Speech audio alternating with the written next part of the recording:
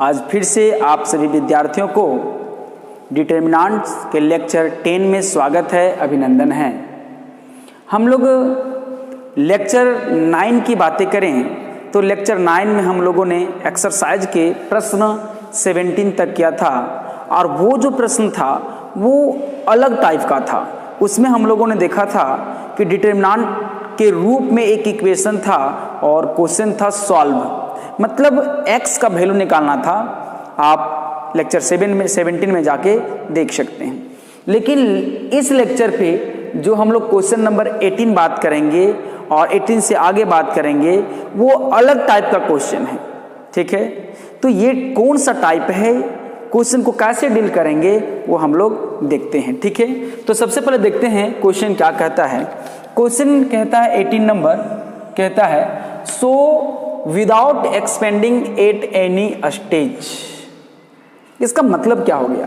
मान लीजिए कि ये हमारा दिया गया है कि प्रूव सो दैट करो या प्रूव दैट करो, एक ही है। इसका मतलब LHS लेके मुझे RHS लेना है।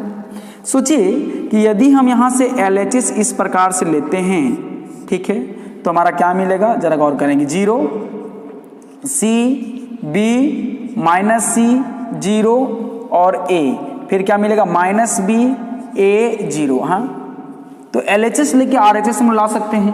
तो हम लोग क्या करेंगे, नाउ एक्सपेंडिंग अलोंग R1, ठीक है। तो मुझे क्या मिलेगा, डेल्टा मान लिया मैंने है, तो डेल्टा इक्वल टू क्या मिला, पहला एलिमेंट 0 लिया, फिर ये बंद होता है जो हम लोग रूल पीछे सीखे हैं A 0, है ना।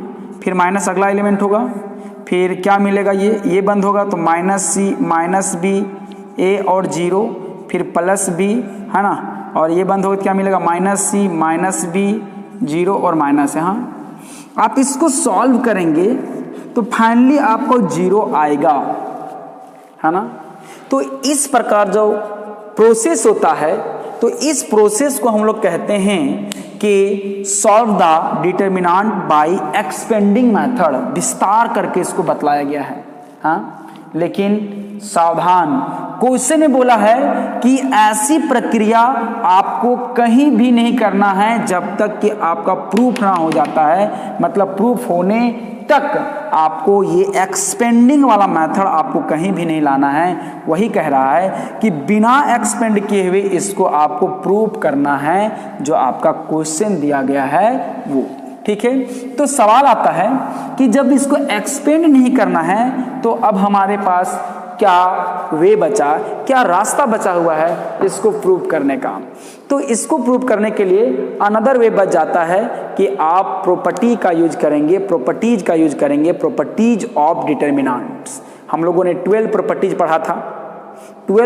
पढ़ा था, उसमें से वही 12 प्रॉपर्टी का यूज करके आपको ऐसे प्रश्नों को सॉल्व करना है।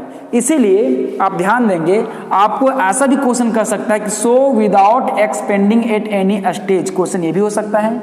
या तो प्रश्न को ऐसे घुमा के कह सकता है so by using property of determinant. दोनों प्रश्न का मतलब सेम है, आपको एक्सपेंड नहीं करना है। तो चलिए हम लोग इसको सॉल्व करते हैं, प्रॉपर्टी का यूज करते हैं, ठीक है। तो यहाँ से LHS लेंगे, हाँ ठीक है। तो LHS हमने लिया, मान लेते हैं let delta equal to, determinant को नॉर्मली हम लोग डेल्टा से ही नोटेट करते हैं। B होगा C 0 और -A होगा, B A और 0 होगा, ठीक है।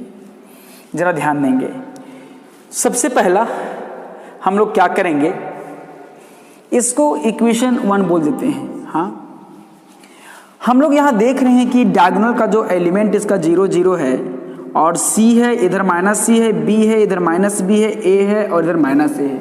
मतलब डायगोनल के जो इधर और उधर एलिमेंट जो हैं वो सिर्फ और सिर्फ प्लस और माइनस का अंतर है, बाकी कोई भी अंतर नहीं है।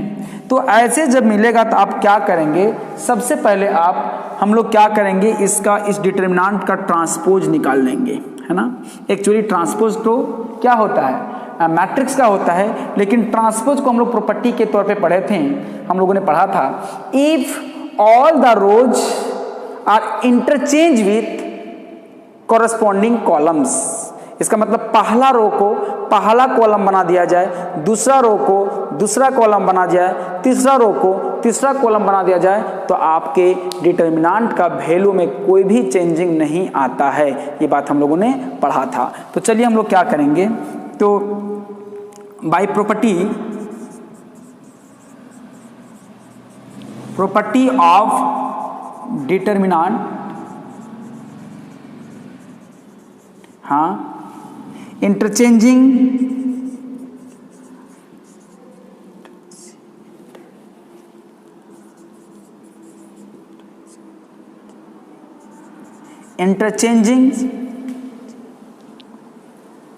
rows into corresponding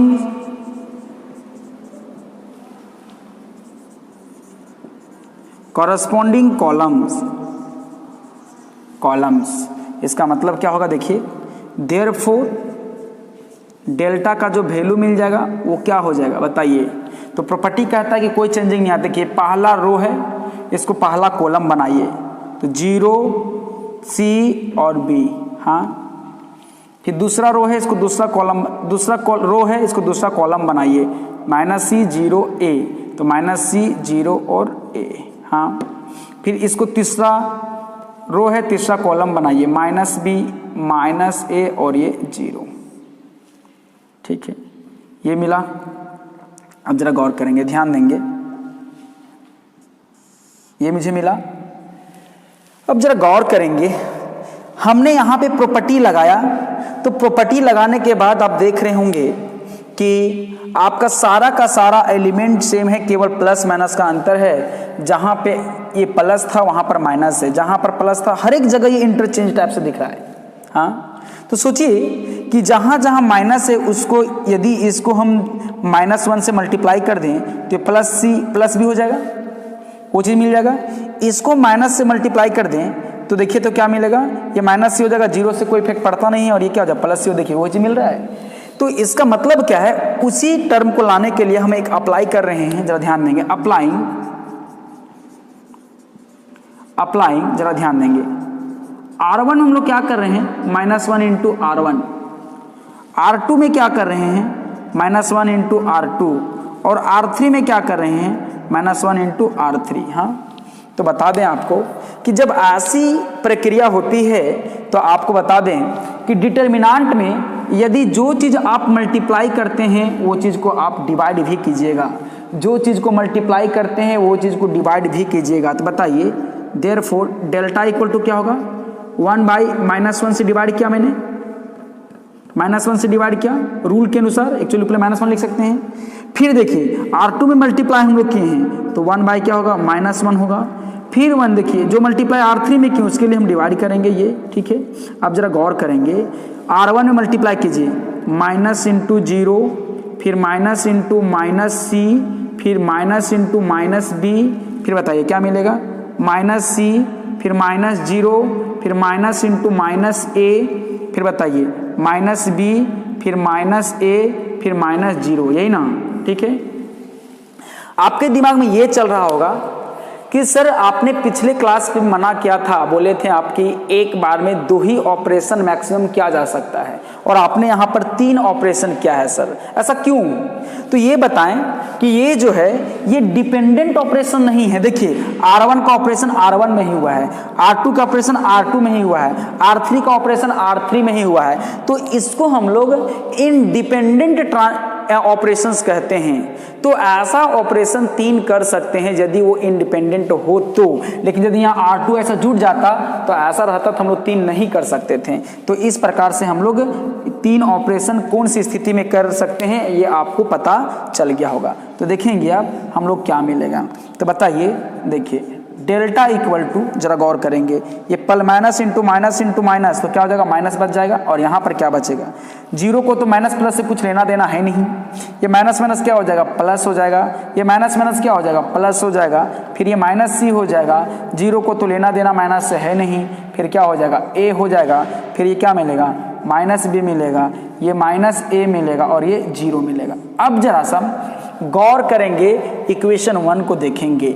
इक्वेशन 1 को जब देख रहे हैं तो सारा का सारा टर्म वही चीज़ मुझे मिल गया है। तो हम लोग क्या करेंगे बहादुरों, तो देखेंगे तो फ्रॉम इक्वेशन 1 तो देखिए क्या मिला, delta equal to minus delta. अब इसको डेल्टा को इधर ले आइए तो delta plus delta equal to 2 delta equal to 0 होगा। तो आगे हम लोग को क्या मिलेगा जरा गौर करेंगे, delta plus delta 2 delta equal to 0। तो बताइए डेल्टा का वैल्यू क्या मिल गया 0/2। तो बताइए हम लोग को डेल्टा का वैल्यू क्या मिल गया बहादुरों 0 मिल गया और यही प्रूव्ड करना था, हैंस प्रूव्ड। ठीक है, तो मैं उम्मीद करता हूँ कि नीचे आपको दिख रहा होगा। ठीक है, चलिए नेक्स्ट हम लोग क्वेश्चन नंबर 19 देखते हैं क्या कहता है। क्वेश्चन नंबर 19 कहता है so without expanding at any stage. ठीक, ये हम लोग को प्रूव करने के लिए कहता है। जरा गौर करेंगे, ध्यान देंगे। चलिए हम लोग यहां से LHS ले लेते हैं तो क्या मिलेगा बहादुर, a-1 का होल स्क्वायर, फिर b-1 का होल स्क्वायर और c-1 का होल स्क्वायर और a square plus 1 b square plus 1 c square plus 1 a b और ये c। हाँ, जरा गौर करेंगे, ध्यान देंगे। ठीक है, यहां पर जब 0 0 0 होता है डायगोनल एलिमेंट पे इस प्रकार से, तो हम लोग जो हैं 0 लाने के लिए हम लोग वो नियम नहीं ढूंढते हैं कि किसी एक रो या कॉलम पे सारे एलिमेंट 0 हो जाए या 2 रो या 2 कॉलम बराबर हो जाए। उसको इस मेथड से बनाते हैं यदि एलिमेंट इस प्रकार से रिवर्सेबल हो तो। ठीक है, लेकिन अब हम लोग यहाँ पर एलिमेंट 0 नहीं है डायगोनल में, तो आपको एक ही बात सोचना है, दो ही बात सोचना है कि सारा का सारा एलिमेंट को 0 किया जाए किसी रो या कॉलम के, या तो फिर 2 रो या कॉलम को बराबर किया जाए, इक्वल किया जाए, आइडेंटिकल किया जाए, या तो प्रोपोर्शनल किया जाए। ये तीन ही रूल है जो डिटरमिनेंट को क्या करता है 0 करता है। तो चलिए हम लोग क्या करेंगे, सबसे पहले हम लोग इसको क्या करते हैं एक्सपेंड करके तोड़ लेते हैं। तो जरा गौर करेंगे, ध्यान देंगे। a माइनस बी का होल स्क्वायर टूटेगा तो क्या होगा a स्क्वायर माइनस 2ab, तो क्या होगा 2a होगा और प्लस b स्क्वायर 1 का स्क्वायर। फिर यहाँ पर क्या हो जाएगा b square minus 2b plus 1 का स्क्वायर। कौन फॉर्मूला टूट रहा है a माइनस बी का होल स्क्वायर में। यहाँ c square minus 2c plus 1 का स्क्वायर और रो 2 का छोड़ दीजिए, लिख दीजिए इसको a स्क्वायर प्लस 1, यहाँ b स्क्वायर प्लस 1, यहाँ c स्क्वायर प्लस 1 और a b c। अभी देखेंगे आप, हमने अभी तक कोई भी प्रॉपर्टी नहीं लगाया है, कोई भी ऑपरेशन यूज नहीं किया है। अब सोचिए कि इन दोनों को हम घटा देते हैं। हाँ, a स्क्वायर 1 कट जाएगा तो 2a बचेगा, ये दोनों घटाएंगे, यहाँ पर 2b बचेगा और 2c घटेगा। उसके बाद देखिए a b c है ना, तो शायद हम लोग का 2 रो या 2 कॉलम हम लोग को बराबर मिल जाएगा, शायद नहीं मिलेगा ही मिलेगा। तो देखिए हम लोग क्या करेंगे, नाउ अप्लाइंग क्या करेंगे, C1 में चेंज करेंगे C1 माइनस C2, यही ना। तो देखेंगे हम लोग को क्या मिलेगा बहादुरों, delta equal to a square minus 2a plus 1 minus bracket use कीजिए a स्क्वायर प्लस 1, फिर क्या मिलेगा b square minus 2b plus 1 और ये इसके साथ जुटेगा तो माइनस क्या मिलेगा बताइए b स्क्वायर प्लस 1। फिर हम लोग क्या मिलेगा c square minus 2c plus 1 minus उसके सामने वाला एलिमेंट जुटता है या घटता है और यहाँ पर ज्यों का त्यों होगा a स्क्वायर प्लस 1 और b स्क्वायर प्लस 1 और सी स्क्वायर प्लस 1। ये देखिए इस ऑपरेशन क्या करता है, C1 में चेंज करो। कैसा चेंज, C1 के एलिमेंट को C2 के एलिमेंट को C1 के एलिमेंट से घटाइए, संगत वाला। ठीक है, तो ये पूरा C1 का एलिमेंट था, उसका संगत वाला इसको था, मैंने घटा दिया। ये C2 का एलिमेंट, ये हमारा C1 का एलिमेंट था, उसके बगल C2 के एलिमेंट से घटा दिया। तो यही प्रक्रिया किया है। C2 में कोई चेंज नहीं आया, C2 के एलिमेंट को मैंने लिखा है और यहाँ क्या होगा, A होगा, B होगा और ये C होगा। इक्वल टू, जरा गौर करेंगे, अब ब्रैकेट खोलेंगे तो क्या मिलेगा, जरा ध्यान देंगे। A square minus 2A plus 1 minus A square minus 1। फिर यहाँ क्या मिलेगा, B square minus 2B plus 1 minus B square minus 1। फिर यहाँ क्या मिलेगा, C square minus 2C plus 1 minus C square minus 1। ये ब्रैकेट खुलेगा तो अंदर सारा साइन चेंज हो जाएगा। और यहाँ पर क्या मिलेगा, A square plus 1 B square plus 1 और C स्क्वायर प्लस 1। और यहाँ क्या मिलेगा, A B और C मिलेगा। ठीक है, इतना करने के बाद आप देख रहे होंगे कि ये देखिए A square cancel, plus 1 minus 1 cancel, B square minus B square cancel, plus 1 minus 1 cancel, C square cancel, plus 1 minus 1 cancel. तो आपको कैंसिल करने के बाद क्या मिल रहा है, आप देखेंगे डेल्टा इक्वल टू, देखेंगे क्या मिला, माइनस 2A माइनस 2B और माइनस 2C। और यह क्या मिल गया, कॉलम 2 में A square plus 1 B square plus 1 और C स्क्वायर प्लस 1। और यहाँ A B और ये C मिला है। ठीक है, अब देख रहे हो यहाँ पर कॉलम 1 में एलिमेंट कॉमन है। क्या एलिमेंट कॉमन है, माइनस 2 कॉमन है। नाउ टेकिंग कॉमन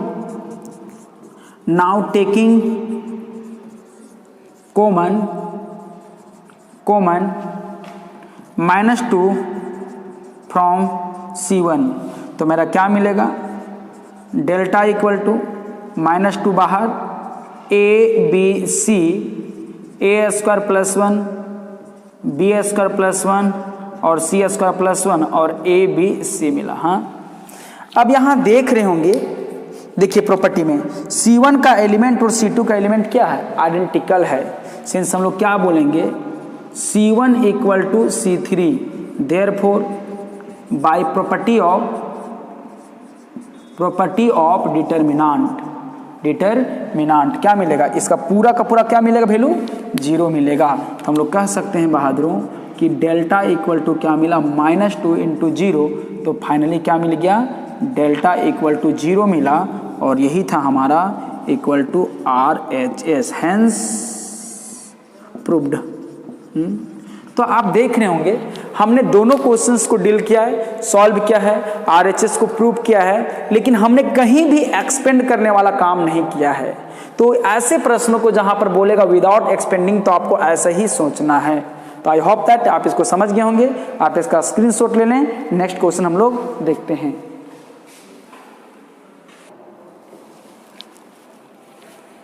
नेक्स्ट हम लोग क्वेश्चन देखते हैं, कहता है so without expanding at any stage.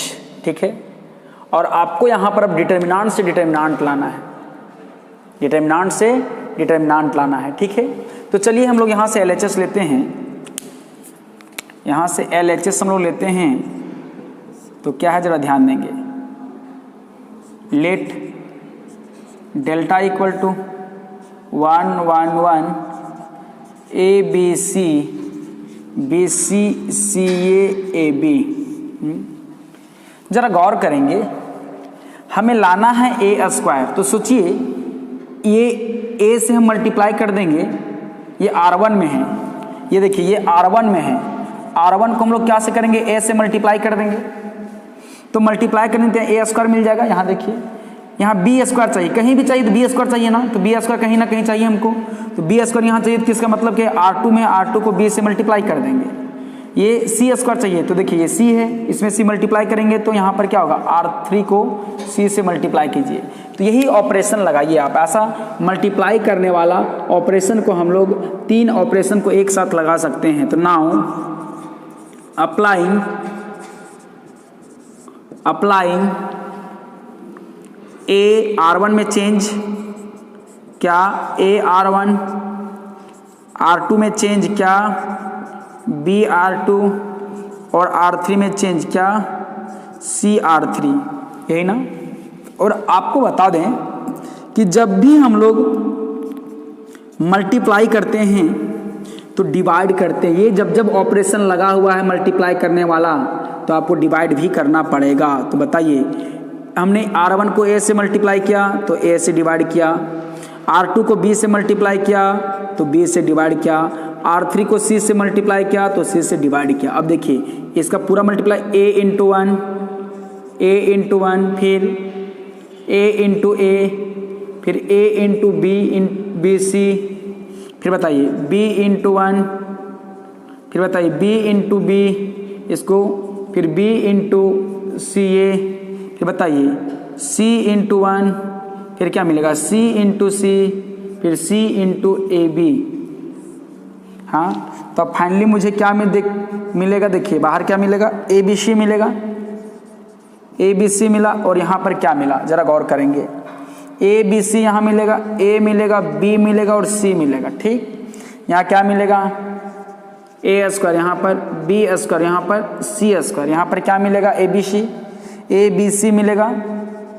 और यहाँ भी क्या मिलेगा ABC मिलेगा, यहाँ भी क्या मिलेगा ABC मिलेगा। हाँ, आप जहाँ देख रहे होंगे कि ABC यहाँ भी है, ABC यहाँ भी है, ABC यहाँ भी है, आप कॉमन ले सकते हैं। तो क्या करेंगे, नाउ टेकिंग कॉमन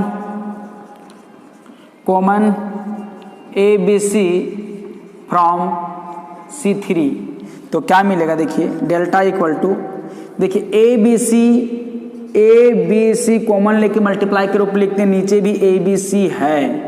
अब देखिए मुझे क्या मिला, यहाँ A, यहाँ B और यहाँ C, और A स्क्वायर, B स्क्वायर और C स्क्वायर, 1 1 1 मिला, ये मिला।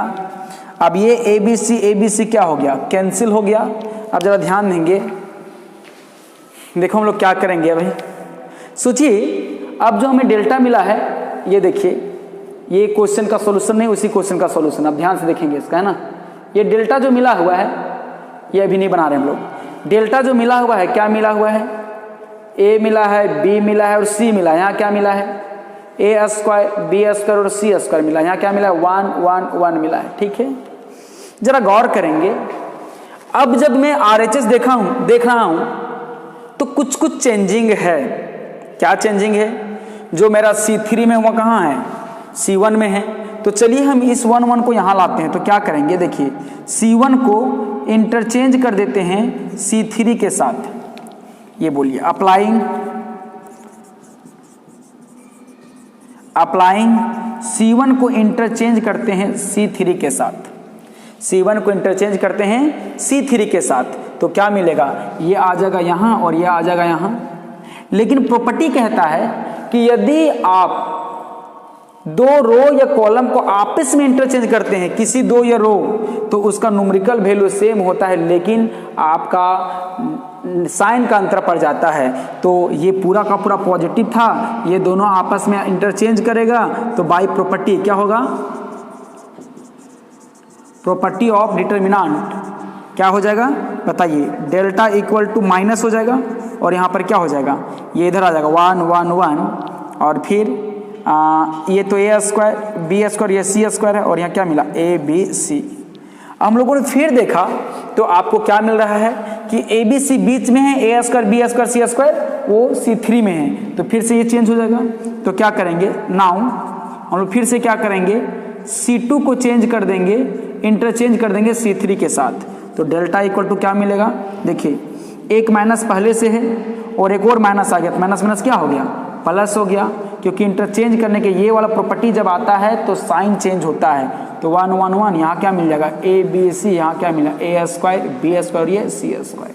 ठीक है, और यही हम लोग को प्रूव करना था, RHS हैंस प्रूव्ड। ठीक है, तो आप इसका स्क्रीनशॉट ले लें, इसी क्वेश्चन का है, मैं नेक्स्ट क्वेश्चन में बनाता हूँ। ठीक है,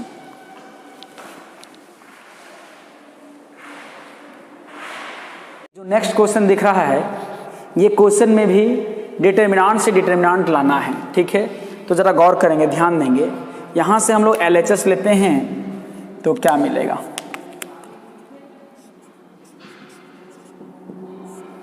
देखिए let delta equal to P plus C Q plus R Y plus Z C plus A R plus P Z plus X A plus B P plus Q X plus Y।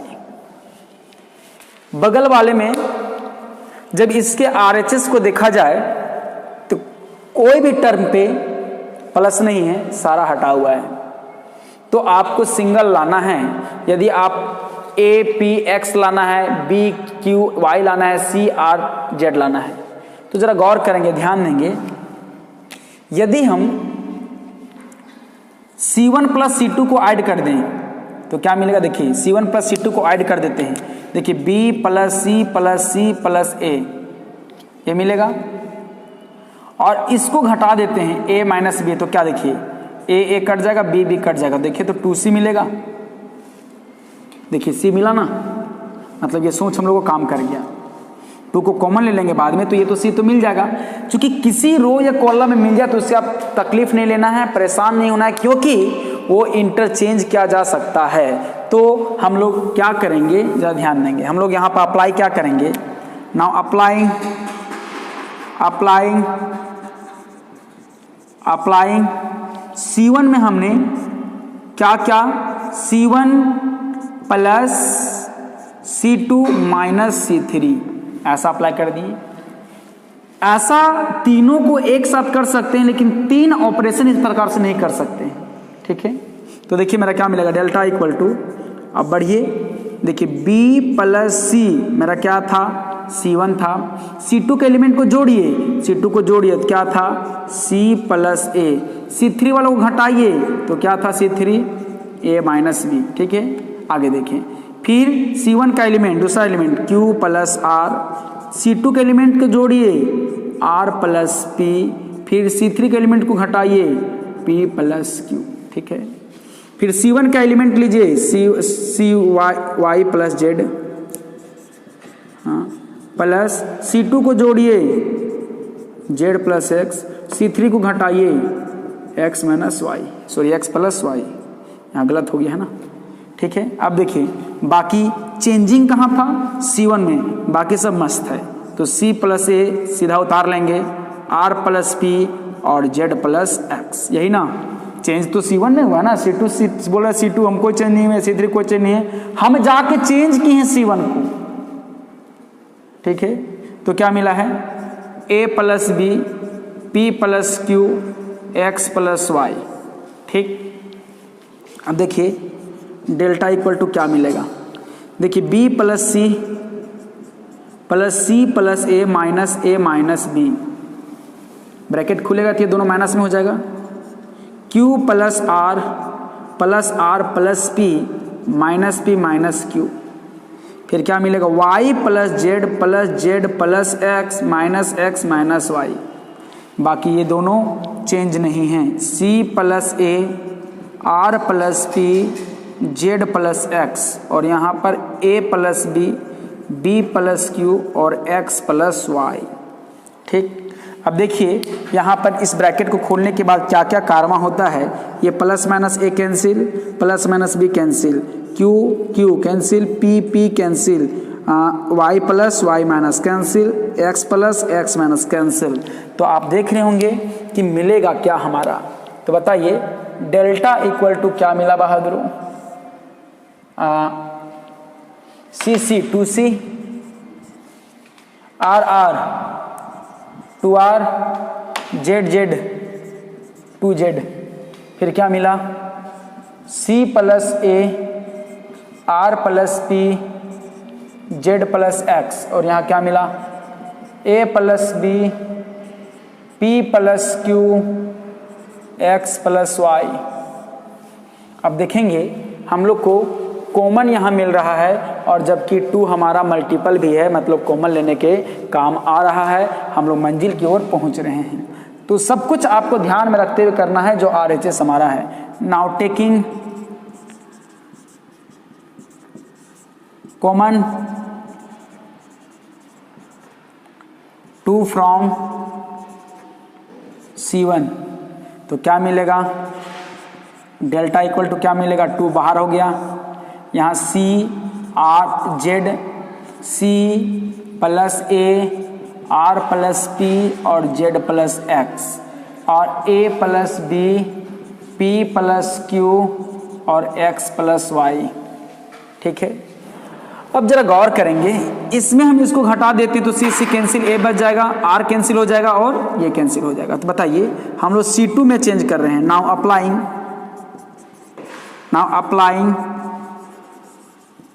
Applying C2 में change कर रहे हैं क्या, C2 minus क्या होगा, C2 minus C1। तो देखेंगे क्या मिलेगा, ये बेचारा 2 तो बाहर है ना, चेंज किस में आया है, 2 में, तो ये CRZ रहेगा। अब देखिए क्या मिलेगा, C plus A minus C, R plus P minus R, Z plus X minus Z, देखिए Z है ना, फिर क्या मिला, A plus B P plus Q और X plus Y equal to, इसी के आगे लिख रहे हैं, तो ये 2 तो बाहर है, ये देखिए C हमारा क्या हो गया, C cancel, R cancel, Z cancel, तो मुझे क्या मिल गया, CRZ APX A plus B P plus Q X plus Y। जरा आप गौर करेंगे, ध्यान देंगे, जब ये CRZ आ गया तो इसको घटा दिए तो APX बच गया, देखिए APX आ गया, आया ना, ठीक है। अब जब ये आ गया तो अब इसको इसमें घटा दीजिए, देखिए A कैंसिल हो जाएगा, PP कैंसिल हो जाएगा, XS कैंसिल होगा, BQY, देखिए BQY ये मिल जाएगा। तो देखिए हम लोग क्या करेंगे, अगेन ना हम लोग क्या करते हैं, C3 में चेंज करते हैं क्या, C3 माइनस C2, तो क्या मिलेगा बहादुरों, तो डेल्टा इक्वल टू 2 रहा, CRZ APX A plus B minus A, इसको घट रहा है, तो P प्लस Q उसका corresponding element minus Q, X plus Y उसका कोरस्पॉन्डिंग एलिमेंट माइनस X, तो इसको कैंसिल करेंगे तो देखिए क्या मिला, ये A कैंसिल, PP कैंसिल और XX कैंसिल, तो क्या मिला बहादुरों, 2 CRZ APX और BQY, यही ना। लेकिन पूरा परफेक्ट नहीं मिला है, सब कुछ चेंज नहीं हुआ है, तो हम लोग क्या करेंगे, जरा ध्यान देंगे, CRZ, देखिए CRZ कहाँ पर है, 3 में है, ठीक है। तो सबसे पहले यहाँ पर चेंज करेंगे, 2 चेंज करेंगे, देखिए तो क्या करेंगे, नाउ चेंज करेंगे, नाउ हम लोग C1 को कहाँ चेंज कर देंगे, C3 में, तो देखिए डेल्टा इक्वल 2 मिलेगा, क्या मिला बोलिए, ये चला जाएगा BQY और APX और यहाँ क्या मिल जाएगा, CRZ, ये मिला। लेकिन जब इस प्रकार का ऑपरेशन होता है तो यहाँ पर क्या लगता है, माइनस लगता है, ठीक। अब लास्ट में हम लोग देखते हैं, अभी भी चेंज नहीं हुआ है, जरा गौर करेंगे,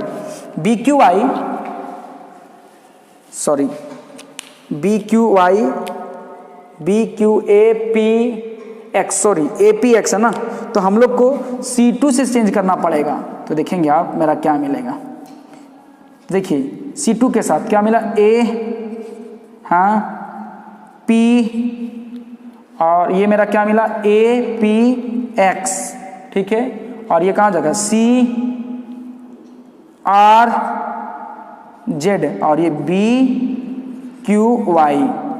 इतना करने के बाद फिर से देखें कि APX तो मिल चुका है, लेकिन यहाँ पर क्या है, CRZ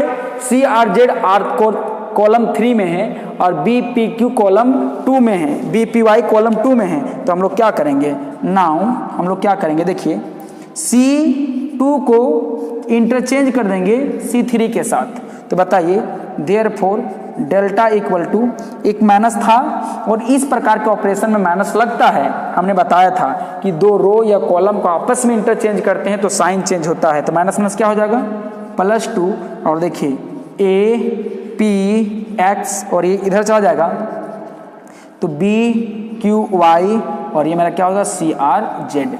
ठीक है, आप यही हमारा RHS है, हैंस प्रूव्ड, है ना। इस प्रकार से हमारा प्रूफ हो गया।